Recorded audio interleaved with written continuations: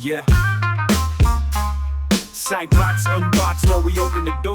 New podcast dropping like never before. Welcome to another episode of the BOX POD. It is officially December, which means it's officially holiday season. That's right.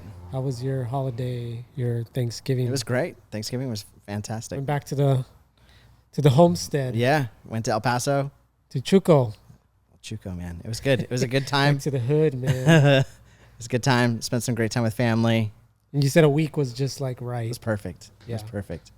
Yeah, and dude, El Paso's, it's popping, man. Like, went and saw a Broadway musical. They have a new children's museum. Yep.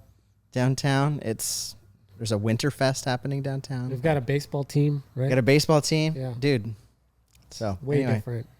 Yeah, shout out to El Paso, man. Yeah. Getting their stuff together. It's nice. Yeah. And for those of you that don't know us, Nathan and I grew up in El Paso. Known each other since 6th grade.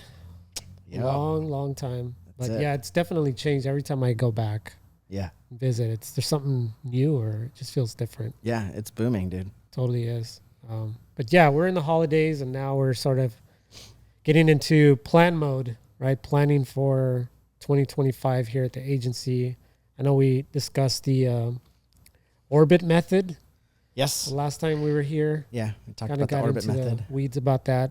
Mm-hmm. But we've been doing a lot of thinking around ways to help startups with growth. That's right. And so now that we're seeing a lot of some of these startups in AI specifically now kind of turn the corner in getting their Series A, now they're going into growth mode, That's it. right? Mhm. And so what does that look like for us and for them? And so we're trying to come up with a program that kind of makes sense, right, for this growth trajectory that they're on, right? That's right. And we were talking about this before. You'd see there was sort of this wave of CMO, CRO, for years, right? Since we've been doing this with startups, those startups that kind of get into that Series A or beyond mode.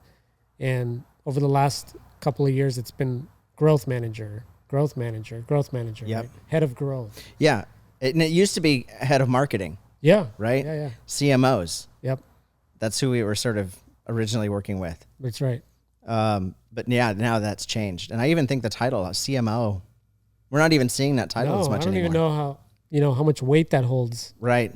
for some of these companies we're working with. Maybe in enterprise still. Yeah. The Fortune 500 Yeah. might be a thing, but Yeah. starting not to be. Yeah. I think you're seeing probably more like, the chief growth officer, and then you'll see it probably under them, like Yeah. a director of marketing, Yeah, that sort of thing. So, Yeah. so it is changing a bit. totally. And so we are too. Yeah. And so what does that look like for us as we're sort of, thinking through this Yeah. paradigm shift here? Yeah. So if you remember last time we talked about the orbit method. So here's a quick refresher here. So Yeah. the orbit method is really sort of our way of sort of holistically helping startups align, grow, and then stay relevant. And so that's sort of how we sort of look at this. What we're going to talk about a little bit today is this piece down here, the stage 2, the growth stage. And we have a sort of a way of handling it that we're calling advocate-led growth.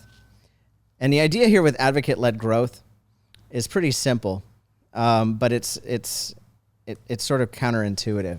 So if you look here, I'm sure it's showing on my screen. So Yeah, I'll you're good. It's just taking a little while on this big screen. Typically, what you're used to seeing for a lot of marketing campaigns, this is sort of marketing 101, is the funnel. And so you hear a lot of people talking about feeding the funnel. And funnels make a lot of sense when you're doing a lot of like sort of mass marketing. If you have a B2C company, that typically is how you get a lot of customers, because you don't know typically who's in the market or who would be a good prospect. It's kind of hard to know. So you're going to do some mass marketing. But then you typically have this idea of you have a broad target market, Then you get your leads, right? So you get the people who sort of are interested. Then you convert them into buyers, and then you sort of hope you can retain them. But as you can see here, we kind of call this a growth through attrition. And the idea here is that you're really, as much as you'd like this, it is attrition. You're going from a lot of people to few. And for those who can't see the graphic, you've basically turned the funnel upside down. Yeah. So Right? what we've done is essentially flip it. Flipped it, yeah. Right. And this is, we didn't necessarily invent this. This is something that's sort of been going around. The idea that startups really need to focus on sort of this top to bottom approach, which is grow through advocacy. So we're sort of building this idea of and it's a bit of, there's another thing called account-based marketing. So kind of based on that, where in the first sort of phase of this, you're really aligning the company to strategic accounts. Another way of sort of thinking about this is sort of, we talk about, it's like almost like dating. Mm-hmm. And I remember one of my college professors saying, he's like, when you go try to find a job, don't approach it. He said basically approach it like you're pursuing a spouse. Like, know who you want and then go after them specifically, or a handful. He's like, don't just be available on the market. Just don't go, go and know who you want to work for and do your homework and pursue that. This is sort of that same idea where you're saying, hey, you know what? Rather than we've built this company, we want to build this thing. What we're saying is you need to know who it is specifically that you want to be your customers. And in many ways, we're saying what you don't need are customers. You don't need customers. You need advocates, right? So this idea that we're kind of going this step further, and you're knowing exactly who you want, not the type, right? Not the ideal customer profile that we're always used to doing, but the actual, like, who specifically, right? What company? Give me a company and give me the director or whoever at that company that you want to be your client. And not just a client, but an advocate. You want them helping out. So you're focusing on that from day one. And from there, then you start to build this idea of trust, right? So how do you do that? Well, you have to do your research. You have to know exactly who you're talking to. You have to do your homework. And you start working with people who are involved in that. Eventually, you're going to hopefully build trust with that stakeholder, right, through conversation.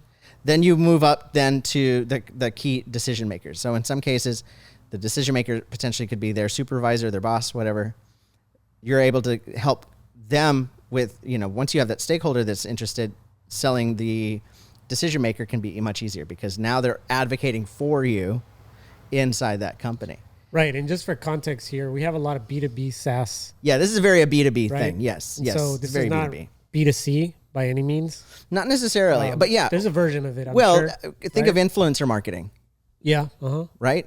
That's what influencer marketing sort of built on as well. But I bring this up because it might sound like there's a lot of layers here. Right. But when you're talking about enterprise or some of the clientele that they want to go after, there is those layers. Yes, there are many layers. To be considered, right? That's right. And so you can't just go straight and, bullseye straight to the buyer and say, I just need more of those guys. Yes. I need to market to them constantly.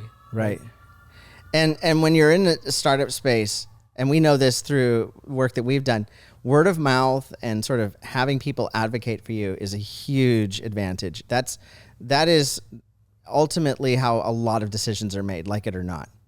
And some say it's over half of the decision-making process is in whether or not someone who they trust recommends them.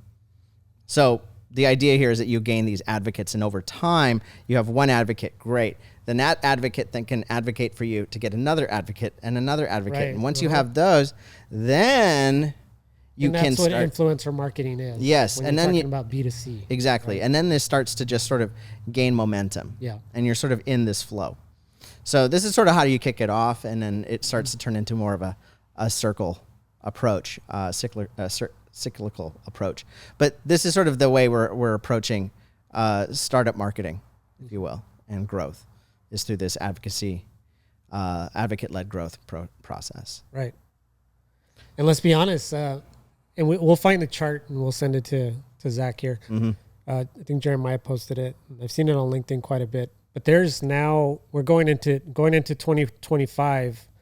It's going to be the war of agents, Yeah. right? Yeah. And so there was a chart or a graphic I saw that had different categories of agents. They're already about to flood the market. And there must have been hundreds of startups on that chart. Mm-hmm. And so you can imagine there's probably quite a bit of overlap Yeah. in a lot of those areas. And so it's going to be a race, right, to see who wins. And so this is going to be key for a lot of them, right? Who's going to position themselves to get advocates by means of, putting their proposition out there of the confidence in their tool. Because again, even like tools like Otter, right, which we just now started paying for, we were sort of on the fence for weeks and weeks and weeks, even after we got the warning that you're out of credits. Yeah. Do you trust this company that you've never heard of with all your data, with all your recordings, with all your meeting notes, right, with all your knowledge base? We debated that. Yeah. Right? Is it super normal? Same thing. Yep. And what brought me back to Otter, besides just the features, was you start seeing clients use it. Yes. We start seeing partners use it. And so, that's in a sense advocacy, right? Yeah. Without it being advocacy, it's really just, hey, I recognize that somebody else is using it that I trust. So therefore it might be good. That's right. Right. And so That's it. It gives you confidence. And what happened in 2020, right, during the pandemic, is everyone starts using Zoom all of a So sudden. everyone uses Zoom. So then everybody uses Zoom. Yes. Even though other tools exist. Yeah. And it's interesting because and there's probably something to this that you bring this up. So one of the things I really liked about Supernormal was that it had the ability to do the transcription without bringing in the bot. So it wouldn't have to invite it. I don't like that. See, but here's the thing. They're changing that. I think in January or whatever, they sent out an email saying from now on it's going to be present. Like you're going to have to see it. Yeah. And or you know what? I don't actually, what I don't like is that it just says your note taker, right? Oh, sure. Yes. It would be cool if you can create an avatar. Sure. You know what I mean? I mean, theirs is cool. You can talk back to theirs, which is really cool. That is a cool feature. I don't know how, I've never used it that way. To which one? To Supernormals. You can talk back to it like Yeah. live? Yeah. You can say, it's like Norma is her name. And you can say, hey, Norma, da-da-da. Which is fine, I guess, if you're having like recurring meetings or Right. it can remember something. But the thing with, and they brought this thing, they said, we're going to bring it in so it'll be part of the meetings. And I guarantee you, they probably had a meeting and said, look, these bots are starting to show up and it's because they're showing up and it says what company it is, we're losing out on free marketing because it sits, no one knows it's there. Like it's hidden. It's too hidden. Yeah. And they It's said, interesting. screw it. We need eyeballs on this thing. Yeah. And so they put it out there. So I have as you're talking about it, I'm like that would be a big miss to not Sure. have that. Yeah. Yeah. I mean, back to the confidence thing, Yeah.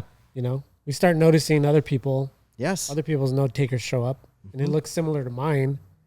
That looks an awful lot like Otter. Must be. Must be. So it must be must be trusted. So why not keep using it? Right. Yeah. And to your point, you don't see Supernormal No, ever. we never did. Yeah. No. So yeah. So there's a lot to be said about this. Say there's going to be hundreds, if not thousands, of agents Yes. from A to Z. You're starting to see them now. Obviously, we're talking about Otter and all this stuff, but in fields you would never even imagine, in everything from finance to medical to everything, right? And so it's going to be a race, and very few are going to survive, right? And so Yeah. this is super important. Yeah. Anyway, so more to come on this. Is that it?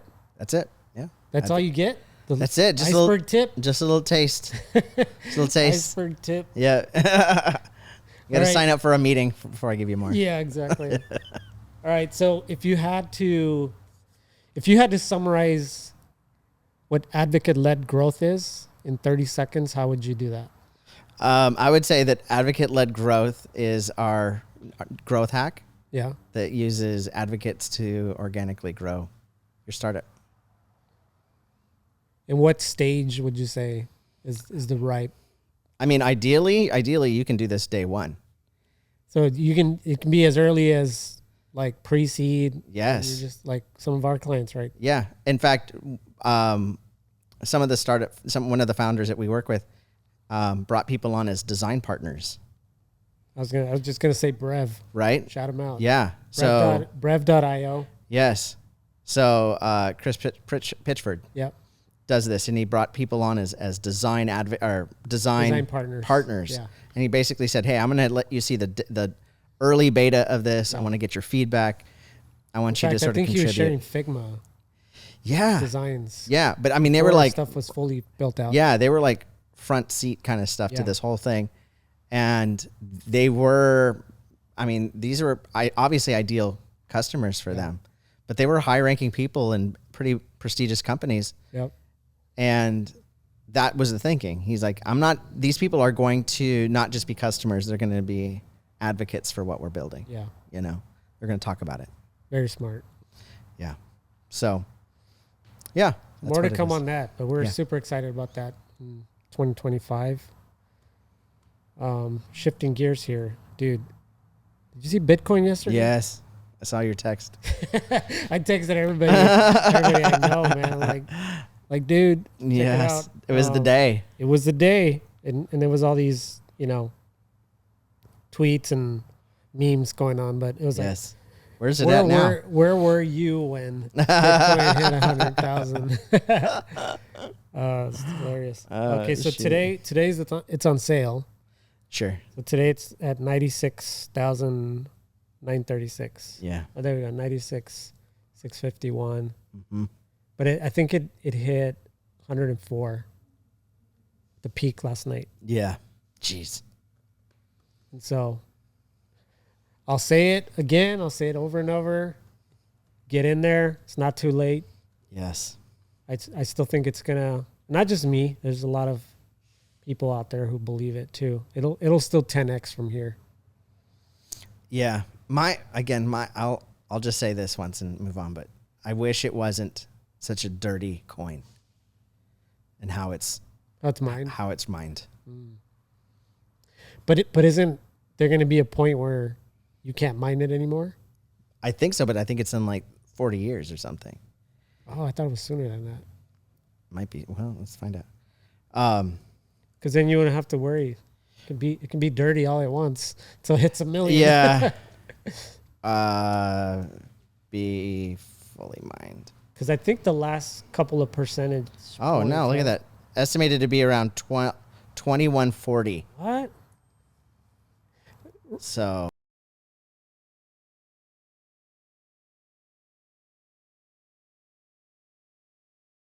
Oh, is that what it is? Some minuscule number. Yeah. Yeah. It's 2140. Oof. It's just there's all these other ones that sort of use different proofs of stuff, right? Mm-hmm. Proofs of Bitcoin uses proof of work. Yeah.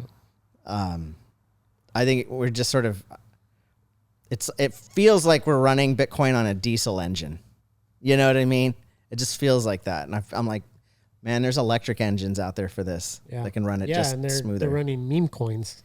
And people are getting hosed. Yes. Well, Ethereum's one that has some proof of stake, I think, and stuff like that. Smart contracts and whatnot. And that went up quite a bit too. Yeah.